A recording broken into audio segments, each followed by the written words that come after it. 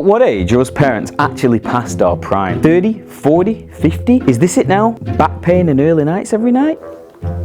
Nah. Wait. Past our prime? We're just getting warmed up. For sure, we are not past our mental ability. That actually comes with age, to a point anyway. Studies show that crystallized intelligence, our ability to solve problems, make smart decisions and use knowledge, peaks between the age of 40 and 60. So pretty sound, makes sense based on my mentality. So mentally, us parents are sharper than ever. We might forget occasionally where we left the keys whilst they are in our hands, but everyone's done that, haven't they? Comment below if you have done that. Kids, work trip, there's no bandwidth available, so something has to give, doesn't it? Bloody keys! Oh, what have you done with keys again? Just keys! Every bloody time.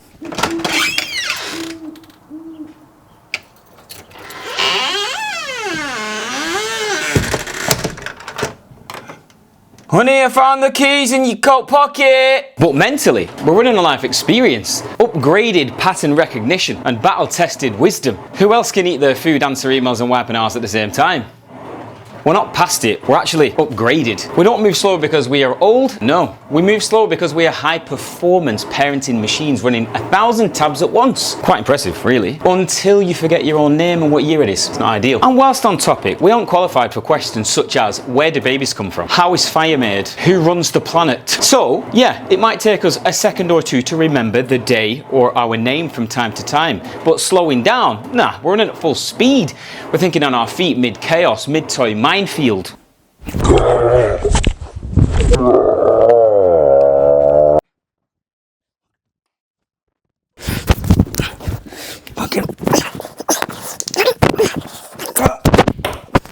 And somehow still alive and kicking. But seriously, at what age are we old and dodging coffins?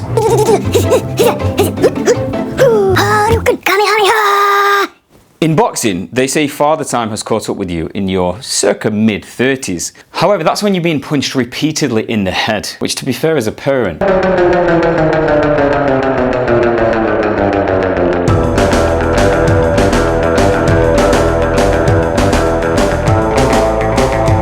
science does show, though, that strength is the last thing to go in boxing and in everyday life. So when it comes to aesthetics and performance, we can probably stay in peak shape well into and even past our 50s. If we're talking about strict physiology, science says our physical prime is usually between the ages of 20 and 30, which is a ridiculously small window that most of us will never experience. We was out getting absolutely hammered, so let's just skip past that decade. Most people don't even know what they want to be for their careers, let alone like how to reach peak athletic condition. That kind of mastery usually takes a decade of structured training too, which means starting from like the ages of 5 to 10, assuming your parents had spare cash, Olympic ambitions, and a bit of unprocessed trauma from the missing high school football team. So they live vicariously through you. Oh, hi, yes. It's Leo's dad, Luke. I'm just calling about today's football trials. Baller potential? I know he's 3. Yeah, I know it was session 1. Good enough to be pro?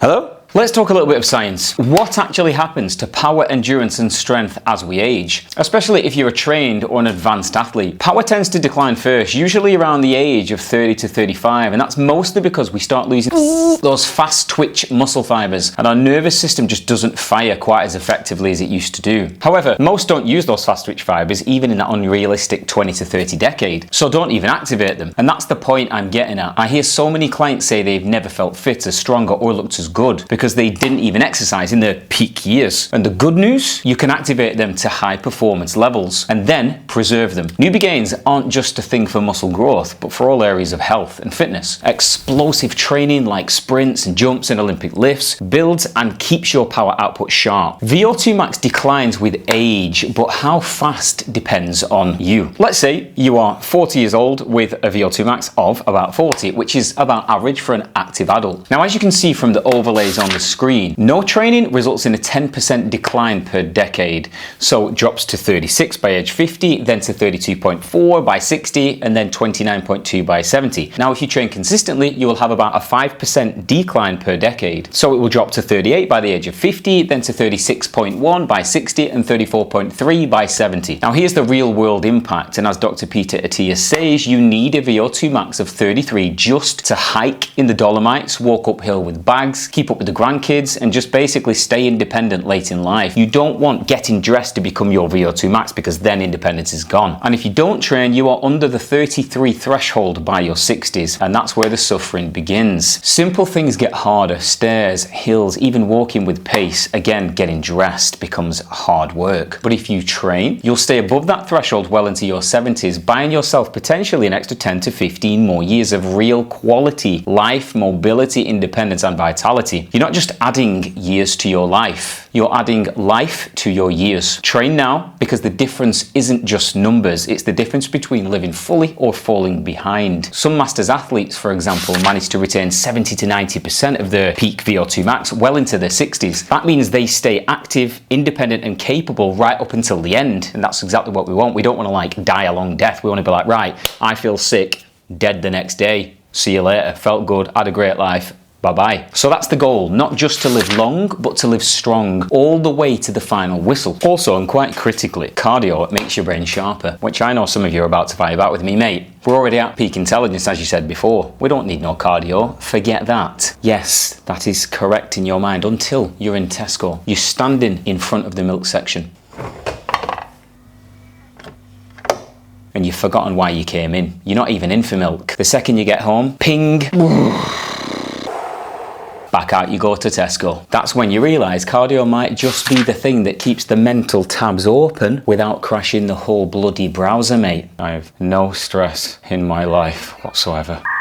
Strength is actually the most resilient of the three. You can hold on to high levels of strength well into your 60s and even your 70s if you keep training consistently. Muscle loss, known as sarcopenia, isn't guaranteed. In fact, it can be delayed for decades with heavy lifting and proper nutrition, and the key component of that is plenty of protein. So if you're looking for the trait that sticks around longest, it's definitely strength, and it's one of the biggest reasons to never stop lifting. But what about advanced athletes? Can they still keep improving? Yes, they can, but with nuance. Late starters, aged 40 to 60, still make huge gains. The newbie effect still applies. It's never too late to get significantly fitter and stronger. Lifelong athletes may plateau over time, but they can maintain elite performance within their age group and often age better than their peers. Plus, muscle density tends to improve the longer you train, so that your muscles may not get bigger, but they get denser, thicker, harder looking the longer you train. Up to a point anyway. I've seen athletes in genuinely unbelievable shape in their 60s, like inspirational shape. Sure, they can carry a few more aches, but they also carry decades of resilience, and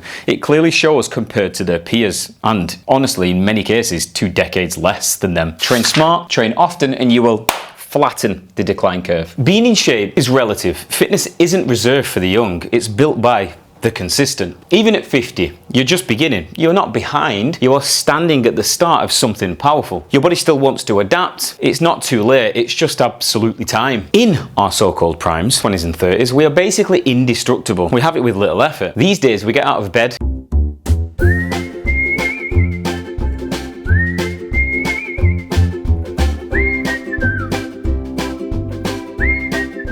sprint to the coffee machine, and sniper shot to the left hammy. Retiree. These days, we just need a little bit more TLC. Yes, we get a bit stiffer. Yes, we fall asleep about 3 hours earlier than we probably should do.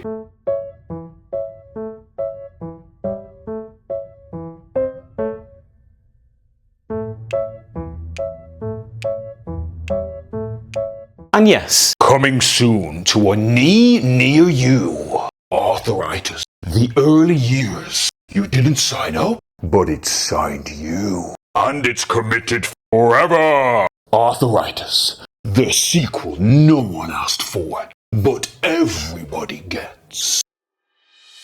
But here's the plot twist. You can rewrite the ending. Lift weights. Move daily. Sleep properly. Eat real food.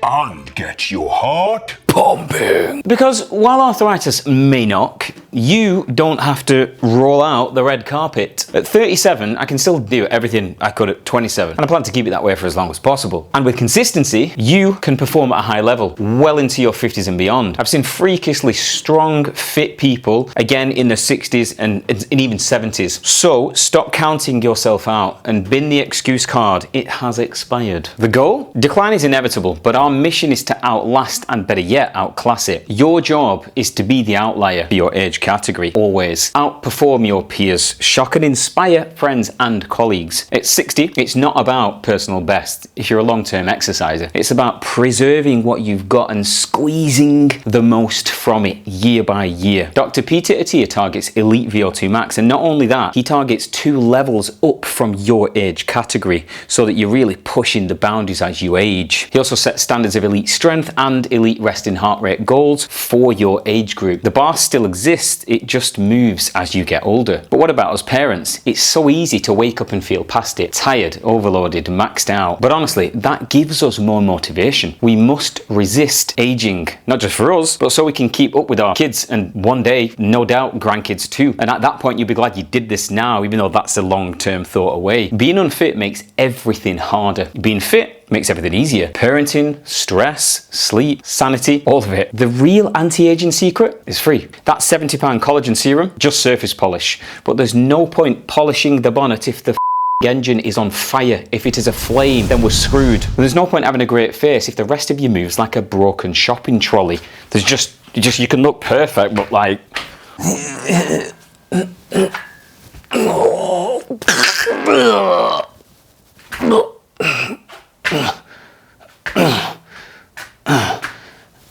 face looks good though. Those things, they mask aging. Don't get me wrong, it's good to look good, but training, nutrition and a consistent sleep rhythm, that's the under the hood magic that actually slows the aging process down. Because what good is a flawless face if there's no body left to carry it? Holy Christ, there's nothing left.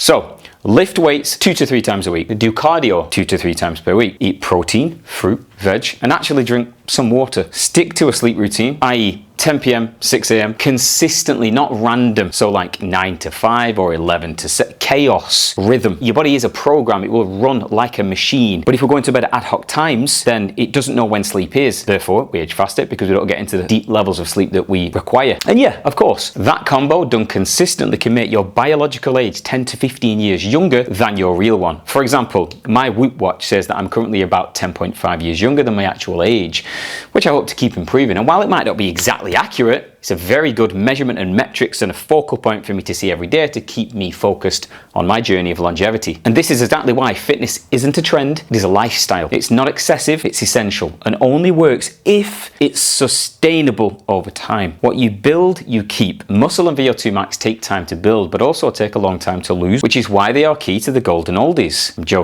I'm joking, I mean mature adults. Even if you're not elite, you can be a maverick hybrid. Those with strong hearts and strong body, they live the longest. Final takeaway. Under 40, you've still got time to chase your peak. Go all in. Under 50, major progress is still up for grabs. Don't waste it. Over 60, this is where training really matters. Gains are still possible and every rep slows the clock. Fitness is always relative to age, but you can always be the outlier of your age category. So what's your potential right now? Go and find out. Don't let age bend you over twice, one by time and one by mindset. Your mind is your own. Just because you're a parent doesn't mean you are past it. Far from it. You are not too old. You're just getting started. You can genuinely still achieve the best health, shape and fitness of your entire life. If you are going to lift weights for any reason at all, let it be this. So you can still reach your ANS in several decades time. Critical. This is the #1 thing we are training for from this day on. Our goal is to live long, live well, but ideally delay the day our kids have to return the favour in cleaning the turd off our asses. Because the day, guys, the day will come. And when that day comes, we are going to have really strong reps completed at the angle of this rep right here. This is the one, right? Burning legs, we can still get in that mobile position, and the rear delts are active. Rhomboids are working a little bit of tricep in there. This is going to be easy for us. 30 years from now, you're going to thank me for this exercise, because nobody is ever going to need to wipe your booty. Your booty is your own.